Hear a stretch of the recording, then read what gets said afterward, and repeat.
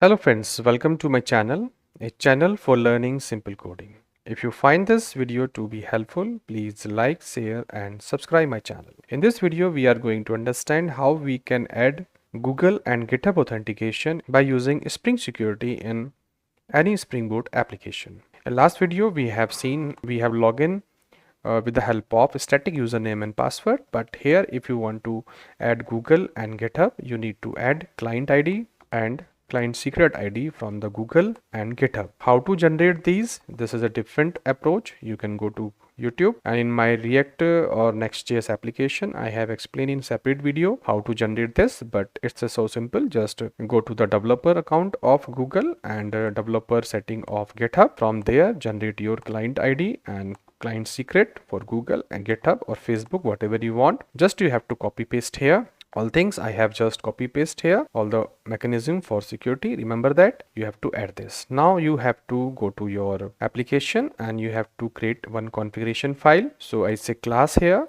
and I give it the name security config. You can give any name, whatever you want. And this file is created. Then you have to give some annotation. I say configuration. Remember, this should be configure file. So I say configuration. Then it should be enable web security. This annotation which is required also.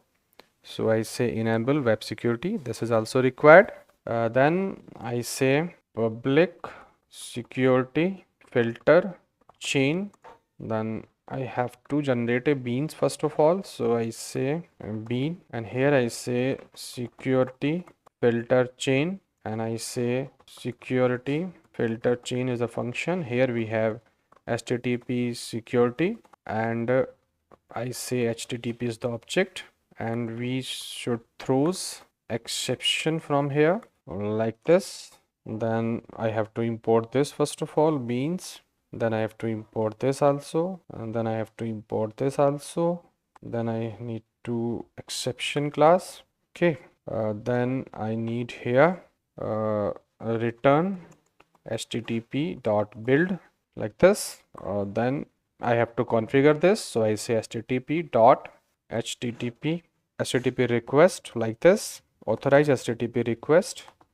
Here I say auth, and here I say auth dot any request dot authenticated, means each and every request should be authenticated here. Remember, then I need a form login. So I say form login. Here I say customizer dot with the default like this we have to use. Remember that we use auth login also. So I say OAuth2 login, and here also I need customizer dot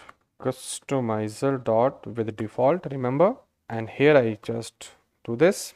This is a minimum configuration because I want login page also, and I want OAuth2 login also, means both the ID which I have added here for GitHub and for Gmail, I need this also. So I did this, and I say refresh the application and try to check if everything is okay, and I refresh. I go to the home page once again, and you see I have OAuth2 login also. Remember that you click on GitHub here like this, so you have this GitHub authentication. Just log in with your credentials, and you have Google also. Click here and you will go to the Google site and you will be login with the Google. So like this you can add your OAuth authentication here in this file, and with the help of this authentication ID and this thing, you can configure your Spring Boot application with OAuth2 authentication. Remember that this is the configuration, and you see by default we have this login file.